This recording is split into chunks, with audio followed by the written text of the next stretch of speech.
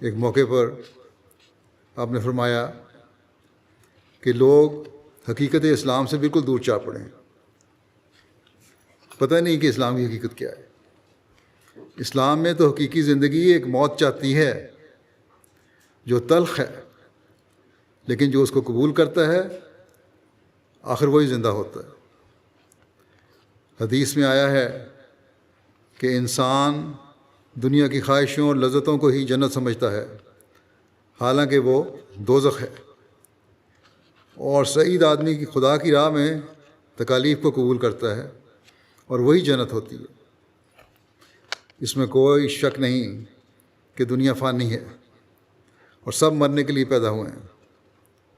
آخر ایک وقت آ جاتا ہے کہ سب دوست، آشنا، عزیز و اقارب جدا ہو جاتے ہیں۔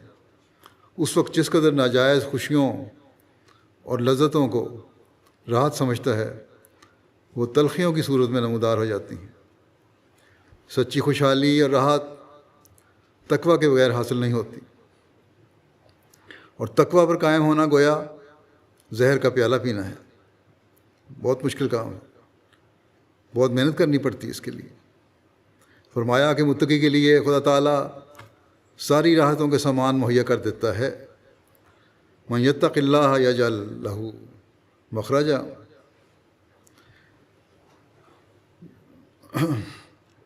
ویرزقہ من حیث لا یحتسب۔ پس خوشحالی کا اصول تقویٰ ہے،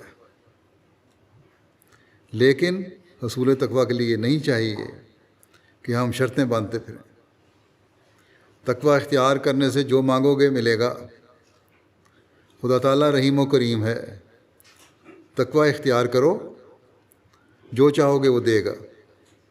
جس قدر اولیاء اللہ اور اقطاب گزرے ہیں انہوں نے جو کچھ حاصل کیا تقویٰ ہی سے حاصل کیا۔ اگر وہ تقویٰ اختیار نہ کرتے تو وہ بھی دنیا میں معمولی انسانوں کی حیثیت سے زندگی بسر کرتے، 10-20 کی نوکری کر لیتے یا کوئی اور حرفہ پیشہ اختیار کر لیتے، اس سے زیادہ کچھ نہ تھا۔ مگر آج جو عروج ان کو ملا اور جس قدر شہرت اور عزت انہوں نے پائی، یہ سب تقویٰ ہی کی بدولت تھی۔ انہوں نے ایک موت اختیار کی اور زندگی اس کے بدلے میں پائی۔